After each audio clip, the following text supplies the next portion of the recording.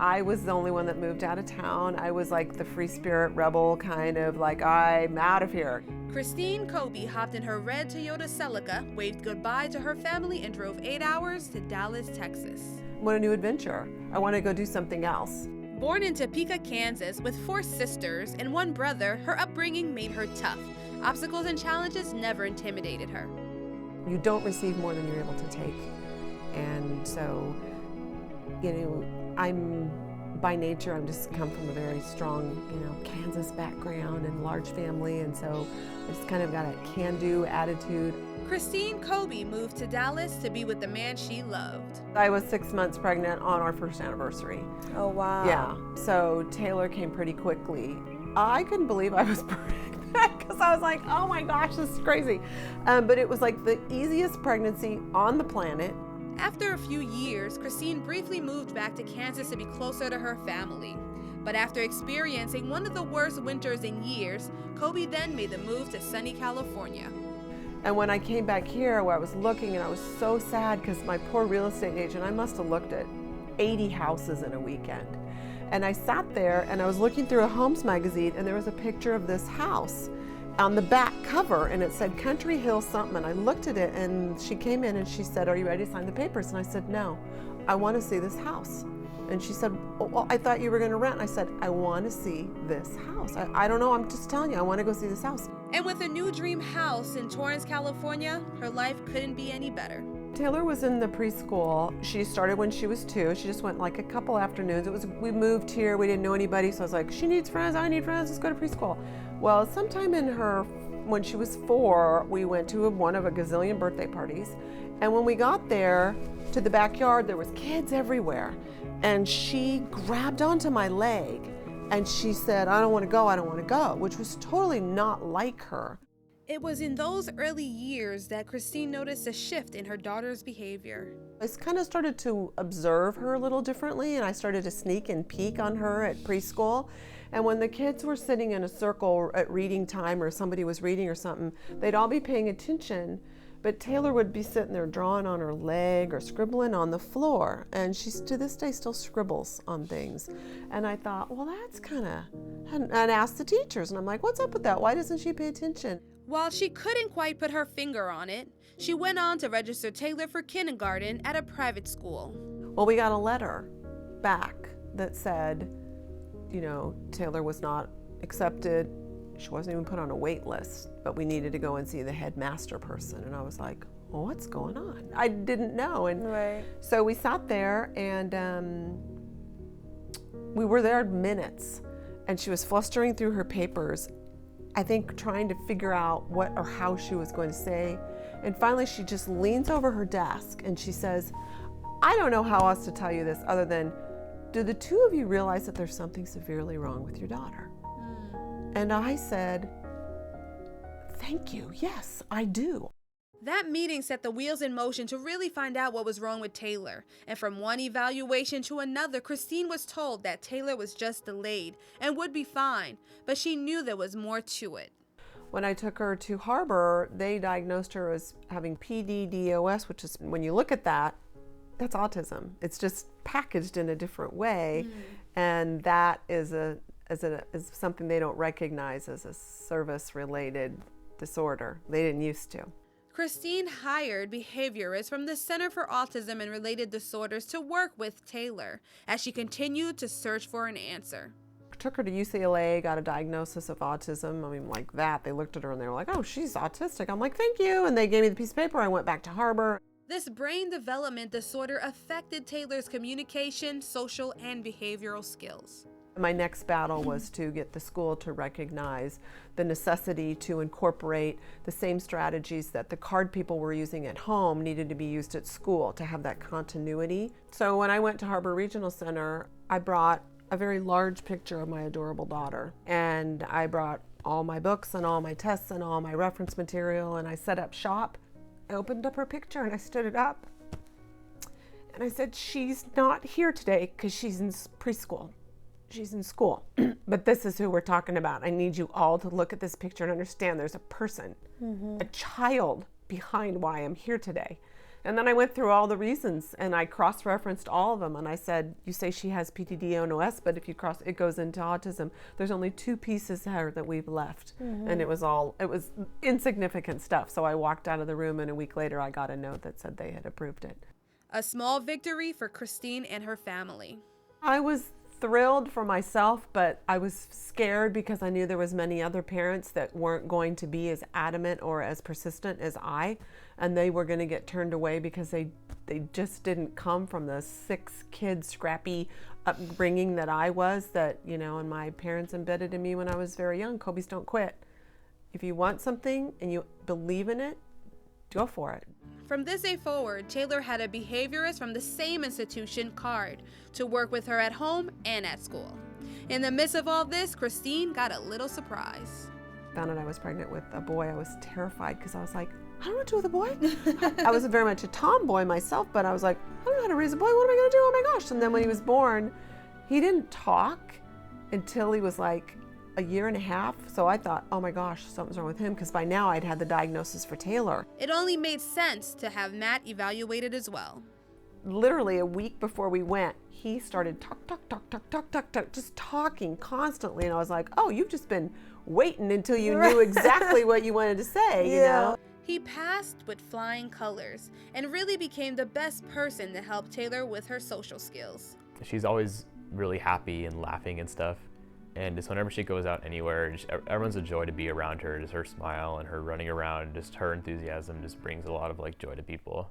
Kristine parted ways with her husband, and it soon became the Three Musketeers. When I got divorced, that was definitely a game changer in regards to being in charge and alone and stuff like that. But now it's just how it is. I don't know any different. So, you know, I don't know. I mean, obstacles is just stuff.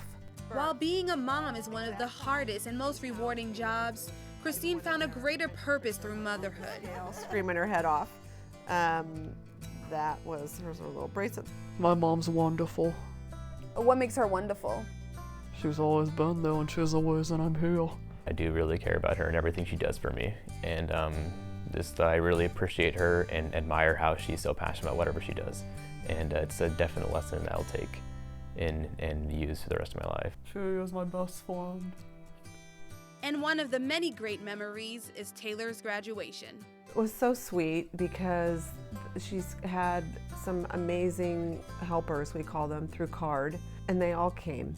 There was like 8 of us, 8 mommies, if you will, all lined up in the bleachers, and we were crying our eyeballs out. And when she came down, you know, she was walking down to graduate, she was just like waving at the crowd, and she was just having the time of her life. The social isolation, if you will, didn't really hit us until middle of high school, because that's when the kids start to become more of adults. They start to get more focused on their path to college, on their path to work, on their path to this, and they're not at play dates at people's houses anymore. You know, they're driving, they're gone, they're free. And so we started to see that gap widen. Taylor is now 21 years old. She is on the spectrum of autism and functioning at a high level. She won't go off to college, but she's definitely going to work. We're just trying to figure out what the best fit, you know, would be for her and what that was going to look like, and trying to figure out, you know, what her gifts are so she can maximize those and continue to be happy. And her son Matt was on a mission to make that happen. I just wanted to look for something for us to connect, and me and mom were brainstorming on it a few times. He sat there for a few minutes, and then all of a sudden he said, I miss it when Taylor would laugh. She used to laugh more. Laugh Zone was born, a night of improv and comedy for adults with special needs. It's a place to make special needs kids happy. But it was an uphill battle as more doors closed. Once again, the timing was just off, nobody had space. So we were kind of starting to get frustrated, but we knew that we had the drama people that wanted to do it, we had the improv team that, you know, we wanted to do it, we just didn't know where they were available. So we felt like we had people, we just needed a place to put them. Good afternoon, Mr. Elliott. Growing up, my older sister Taylor has been an interesting journey, one filled with many happy experiences, memories, Matt and sadly sent many his note disappointments, too. to Taylor, Scott please take Elliott, it who's away. the pastor of Hope Chapel, but also the director of this separate group called I Can. And Scott received Matt's email, his letter, and I would say within 20 minutes of getting Matt's letter, he responded to Matt and said, "Love what you're doing. This is a great idea." Everything fell into place. Laugh Zone soon had a home at Hope Chapel, and opening night was a big hit. We had a registration table and the kids came in and they couldn't believe it because this room is huge. I mean, there's indoor basketball courts here, indoor basketball hoops and sofas and pool tables, and we had round tables and a huge stage and lighting and music, and then we had another kitchen area with tables and dining and free pizza. So they would play songs and all the kids were on stage and everybody was singing and dancing. And then the last break, Taylor decided that she wanted to get up and she said, "I want to sing." And I said, "You do?" She's never got up and sang in front of anybody. And she jumped up on stage and grabbed the microphone and started. I said, "What do you want to sing? What are you going to do?" And she said, "I want to sing I'm Happy by Pharrell because I'm happy." Happy, happy, happy, happy. Walk out the world, 'cause I'm happy. Ah, Taylor,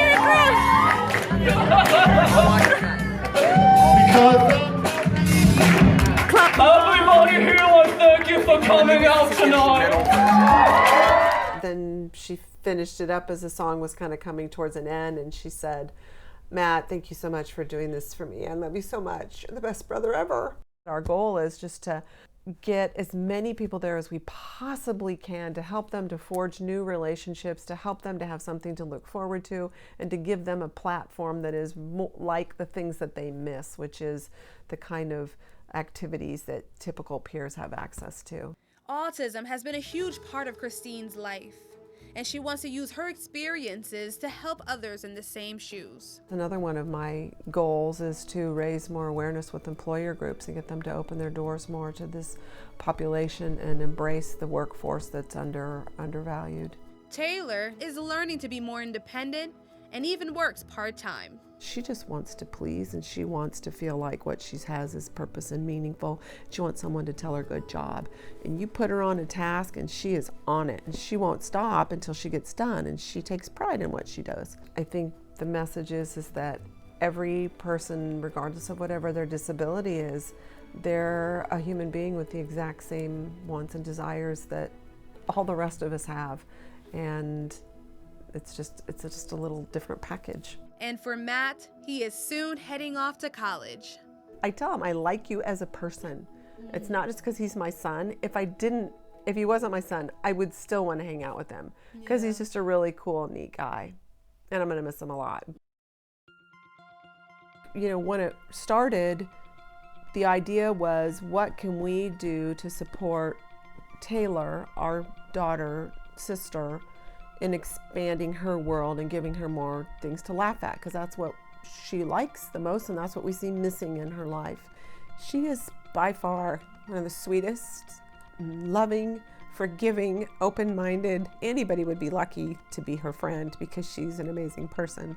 And as far as Laugh Zone, it is such a fun, different, unique, evolving experience that everybody who knows somebody who's got a high school or young adult with special needs to tell them and have them come with their parents if they're not comfortable and they want to see what it's like. Love to have them.